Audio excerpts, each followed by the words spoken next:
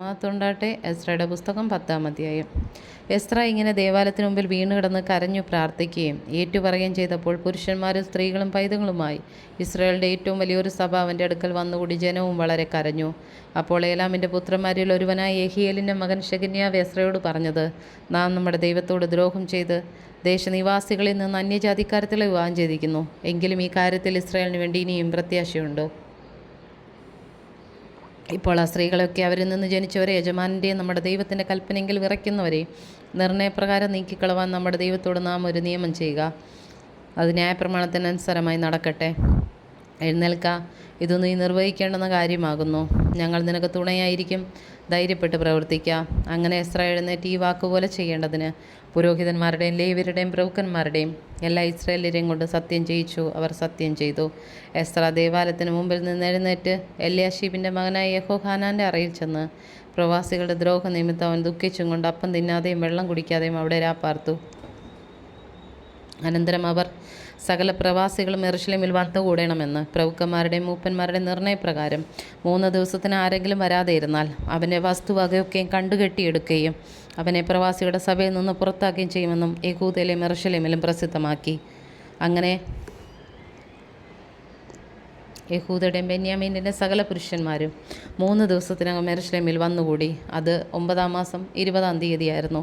സകല ജനവും ആ കാര്യം ഹേതുവായിട്ടും വന്മഴ നിമിത്തവും വിറച്ചും കൊണ്ട് ദേവാലയത്തിൻ്റെ മുറ്റത്തിരുന്നു. അപ്പോൾ എസ്രാ പുരോഹിതൻ എഴുന്നേറ്റ് അവരോട്, നിങ്ങൾ ദ്രോഹം ചെയ്ത് ഇസ്രായേലിൻ്റെ കുറ്റത്തെ വർദ്ധിപ്പിക്കേണ്ടതിന് അന്യജാതിക്കാരത്തിലെ വിവാഹം കഴിച്ചിരിക്കുന്നു. ആകയാൽ ഇപ്പോൾ നിങ്ങൾ നിങ്ങളുടെ പിതാക്കന്മാരുടെ ദൈവമായ യഹോവയോട് പാപം ഏറ്റുപറയുകയും അവൻ്റെ ഇഷ്ടമനുസരിച്ച് ദേശനിവാസികളോടും അന്യജാതിക്കാരത്തുകളോടും വേർപെടുകയും ചെയ്യുവീനെന്ന് പറഞ്ഞു.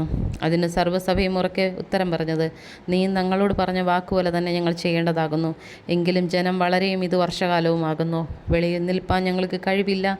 ഈ കാര്യത്തിൽ ഞങ്ങൾ അനേകം ലംഘനം ചെയ്തിരിക്കാൽ ഇതൊരു ദിവസം കൊണ്ടോ 2 ദിവസം കൊണ്ടോ തീരുന്ന സംഗതിയുമല്ല.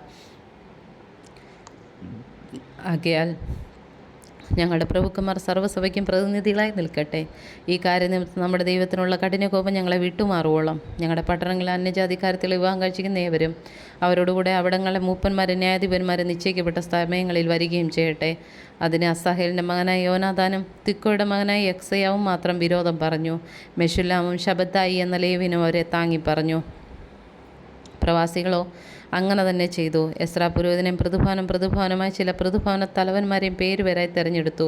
അവർ ഈ കാര്യം വിസ്തരിപ്പാൻ 10-ാം മാസം 1-ാം തീയതി യോഗം കൂടി. അന്യജാതിക്കാരത്തിൽ വിവാഹം കഴിച്ചിരുന്ന സകല പുരുഷന്മാരുടെയും കാര്യം അവർ 1-ാം മാസം 1-ാം തീയതി കൊണ്ട് തീർത്തു.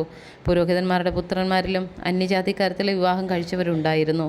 അവരാരെന്നാൽ യോസാദാക്കിൻ്റെ മകനായ യേശുയുടെ പുത്രന്മാരിലും അവൻ്റെ സഹോദരന്മാരിലും മയശയാവ്, ഏലിയസർ, യാരീബ്, ഗദല്യാവ് എന്നിവർ തന്നെ. അവർ തങ്ങളുടെ ഭാര്യമാരെ ഉപേക്ഷിക്കാമെന്ന് കൈയടിച്ചു.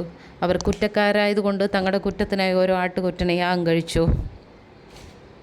ഇമ്മേരിൻ്റെ പുത്രന്മാരി ഹനാനി, സബദ്യാവ്. ഹാരിമിൻ്റെ പുത്രന്മാരി മയശയാവ്, ഏലിയാവ്, ഷെമയാവ്, യഹിയേൽ, ഉസ്തിയാവ്. പശ്ഹൂരിൻ്റെ പുത്രന്മാരിൽ എല്യവനായി മയശയാവ്, ഇഷ്മായേൽ, നെതനയേൽ, യോസാബാദ്, എലയാസ. ലേവരിൽ യോസാബാദ്, ഷിമയി, കെലീത്ത എന്നു പേരുള്ള കലയാവ്, പെദഹയാവ്, യഹൂദ, എലിയസർ. സംഗീതക്കാരിൽ എലിയാശിബ്. വാതിൽ കാവൽക്കാരിൽ ശല്ലൂം, തേലം, ഊരി. ഇസ്രായേലിൽ പാരോഷിൻ്റെ പുത്രന്മാരിൽ രമ്യാവ്, ഇഷിയാവ്, മൽക്കിയാവ്, മിയാമീൻ, എലയാസർ, മൽക്കിയാവ്, ബെനയാവ്. ഏലാമിൻ്റെ പുത്രന്മാരിൽ മതന്യാവ്, സെക്കരിയാവ്, യഹിയേൽ, അബ്ദി, യെരോമോത്ത്, ഏലിയാവ്.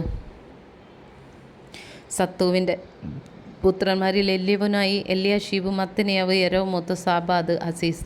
ബേബായുടെ പുത്രന്മാരിൽ യഹോഹാനാൻ, അനന്യാവ്, സബ്ബായി, അദലായി.